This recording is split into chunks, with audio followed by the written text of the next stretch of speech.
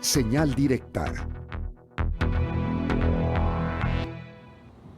Estamos de regreso. Gracias por continuar con nosotros a través de la radio y la televisión de la Universidad de Guadalajara. La crisis de desapariciones en México está al borde día con día. Les damos cuenta en este y en diversos medios de comunicación, desapariciones de hombres, mujeres y niños en nuestro país y en diferentes estados de la República. El día de hoy le queremos dar la bienvenida en este espacio a Denise Ayala. Ella es coordinadora del libro Desaparecer en México y además académica investigadora del Centro Universitario de Tonalá de la Universidad de Guadalajara. Maestra, ¿cómo está? Muy buenas tardes, bienvenida. Buenas tardes, Cecilia, buenas tardes. Gracias por la invitación. Muchas gracias por estar aquí con nosotros. Viene el día de hoy a platicar de este libro que han escrito, que tiene que ver pues con un tema que desafortunadamente nos duele a todos los mexicanos. Háblenos. ¿Por qué escribir respecto a esta grave crisis que nos afecta? Sí, mira, creemos que las universidades tienen una responsabilidad, sobre todo las universidades públicas, de hacerse cargo también de los temas de los que padecen las sociedades. En este sentido, el proyecto de Desaparecer en México es un texto que une los esfuerzos de 3 universidades, de la Autónoma de Chihuahua, de la Autónoma de Sinaloa y de la Universidad de Guadalajara, para dar cuenta de un problema que es muy complejo y que es abordado por diferentes voces, diferentes visiones, en contextos diferenciados a nivel nacional. Tenemos, por ejemplo, capítulos que hablan del caso de Tlaxcala desde el punto de vista de las familias y las víctimas directas e indirectas. Tenemos análisis a nivel más teórico-social, por parte de la Universidad de Guadalajara, que es nuestro caso, o la Autónoma de Sinaloa habla de lo que ha pasado en una región pequeña como San Ignacio y de las causas multifactoriales, multidimensionales y estructurales, sobre todo en el norte del país, y también la Autónoma de Chihuahua hace un esfuerzo por comprender la desaparición desde el punto de vista de la desaparición forzada, como es el caso del capítulo de Alicia de los Ríos, o la diferenciación conceptual que existe entre la desaparición y el feminicidio, porque sabemos que el cuerpo de las mujeres ha sido altamente violentado, sobre todo en contextos como el de Chihuahua. Entonces es una mezcla es una caja polifónica, por decirlo así, para saber que la desaparición de personas es un problema sistémico en México desde hace al menos 2 décadas, que responde a una violencia de alto impacto, una violencia cada vez más sofisticada y que impacta en las regiones de diferente forma, a partir de diferentes modus operandi y fenómenos, ¿no? Entonces, lo que hemos querido hacer con este proyecto de Desaparecer en México es coordinar todas esas voces de académicas y académicos muy valiosos que han decidido hacer de su trabajo el ejercicio de la investigación de este problema grave que desde nuestro punto de vista es uno de los más difíciles que enfrentamos en México desde hace muchos años. Coincidimos, yo creo que es el flagelo más tremendo de todas las formas de inseguridad pública que estamos viviendo, el tema de desaparecer de manera forzosa, por supuesto. ¿Cómo fue el trabajo para coordinarse, maestra? ¿Y cuánto tiempo les tomó este libro? Decirle a la audiencia que vamos a obsequiar 2, después decimos más adelante cuál va a ser la mecánica para que 2 personas se puedan llevar este libro y que esté al pendiente porque próximamente va a haber una presentación del mismo. ¿Cuánto tiempo les tomó y cuál fue la mecánica para coordinarse? Este proyecto comenzó a gestarse en febrero del 2023, donde comenzamos a buscar algunas plumas que quisieran subirse a este barco y participar de una visión multifactorial del tema de la desaparición de personas. Así fue como nos conocimos en el marco de un doctorado en Derechos Humanos que hay en Tonalá, junto con Jacel, y en el camino pues se unió a este equipo para coordinar el proyecto el doctor Juan Carlos Ayala Barrón, que dicho sea de paso es quien coordina uno de los eventos más interesantes que hay sobre violencia en el país, que se hace allá en el norte, y entonces entre los 3 comenzamos a buscar estas plumas que escribieran en el libro.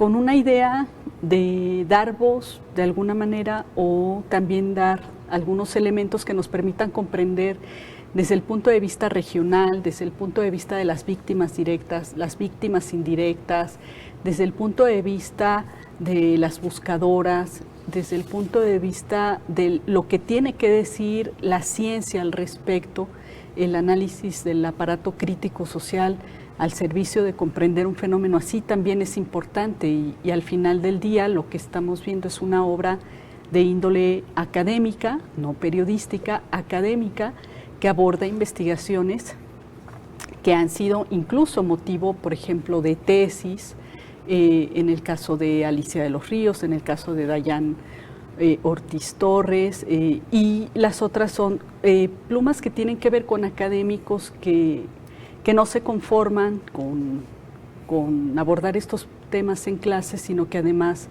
producen textos al respecto como una forma de llevar a cabo el ejercicio de una responsabilidad social de la cual como universidades públicas nos estamos haciendo cargo con este proyecto. Maestra, habla de regiones. Cada región tiene, pues bueno, sus características políticas, económicas, culturales y sociales en que se generan estas desapariciones. Por ejemplo, no es lo mismo desaparecer tal vez en Chihuahua que en Sinaloa o en Jalisco. Sin lugar a dudas, sabemos que las economías ilícitas, que son el principal motor de este delito, responden a dinámicas delictivas diferenciadas y que en el caso de nuestro estado, por ejemplo, se han concentrado de manera muy potente desde hace algunos años, porque responde a las dinámicas criminales, a las propias disputas territoriales, a las nuevas formas de hacer economía ilícita. Y en ese sentido, sin lugar a dudas, hay también otro tipo de factores como la cultura, los contextos económicos precarizados, los contextos de vulnerabilidad en las poblaciones.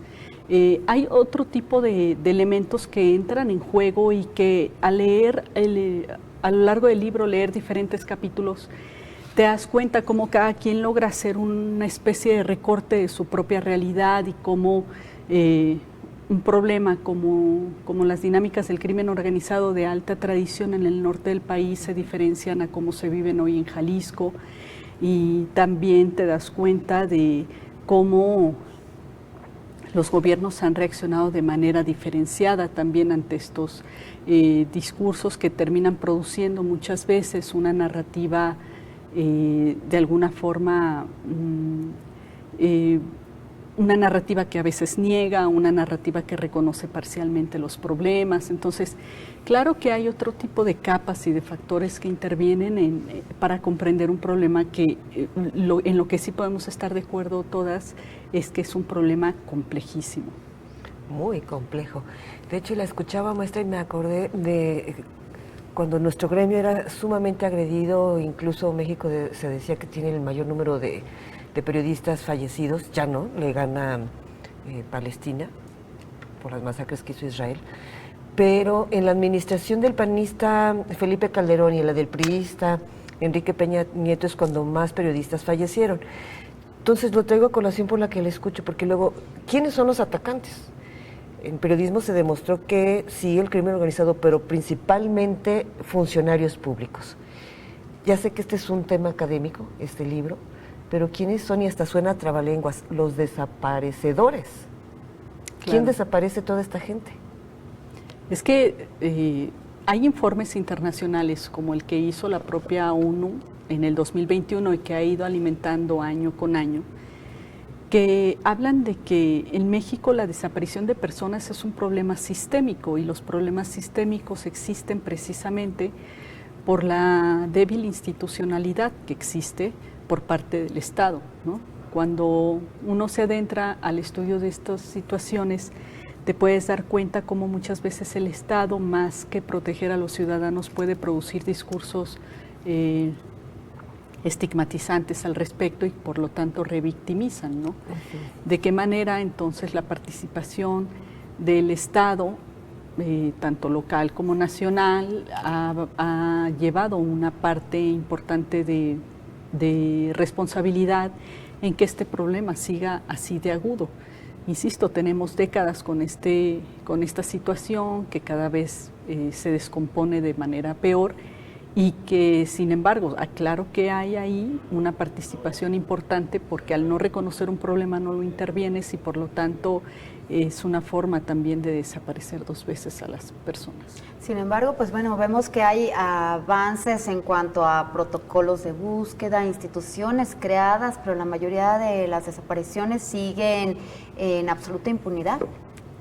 Sí, también creo que podemos coincidir en que haría falta una visión sistémica del problema que permita, por un lado, la atención de las víctimas, que es importante y es plausible que se hayan hecho todos estos protocolos y todas estas instituciones para la atención de las víctimas directas e indirectas, pero también es importante no descuidar y no dejar de reconocer que la seguridad es un problema de vital importancia porque es una obligación del Estado no solamente buscar a los desaparecidos y encontrarles, sino que también debe de prevenir la propia desaparición de personas.